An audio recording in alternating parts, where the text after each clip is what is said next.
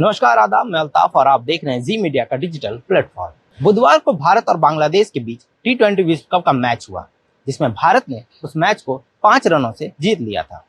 वहीं कल पाकिस्तान और दक्षिण अफ्रीका के बीच भी एक मैच हुआ, जिसमें पाकिस्तान ने उस मैच को 33 रनों से जीत लिया। लेकिन इन दोनों मैच का फैसला डकवर्थ लुईस मेथड से हुआ।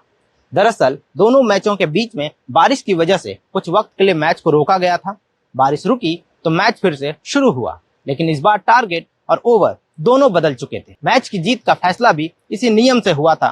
तो ऐसे में अब सवाल ये है कि आखिर ये डकवर्थ लुईस मेथड क्या है और इसकी शुरुआत कैसे हुई। डकवर्थ लुईस नियम मतलब DLS। अक्सर जब मैच के बीच में बारिश हो जाती है और मैच शुरू होने में वक्त लगता है तो DLS नियम को काम में लाया जाता है। इस नियम की मदद से बारिश के बाद बचे हुए वक्त में लक्ष्य का पीछा कर रही टीम को नया टारगेट दिया जाता है। इसमें टीम के बचे हुए विकेट और ओवर दोनों को ध्यान में रखा जाता है। डकवर्थ लुईस नियम के जनक इंग्लैंड के स्टैटिक्स एक्सपर्ट फ्रैंक डकवर्थ और टोनी लुईस को कहा जाता है। पहली बार इसका उपयोग 1997 में किया गया था। इस नियम में विकेट्स और ओवर दोनों को रिसोर्स माना जाता है। इनिंग की शुरुआत में टीम के पास ये दोनों रिसोर्स 100% होते हैं। डकवर्थ लुईस नियम में एक गणितीय फॉर्मूला बनाया गया है, जिससे ये तय किया जाता है कि बारिश की वजह से बाधित हुए मैच में उस समय टीम ने अपना कितना रिसोर्स खर्च कर लिया था। उस हिसाब से सामने वाले को टारगेट दिया जाता है। बाकी ऐसी तमाम खबरों और T20 से जुड़ी तमाम अपडेट के लिए बने रहे मेरे साथ और देखते रहे जी मीडिया का डिजिटल प्लेटफॉर्म। धन्यवाद।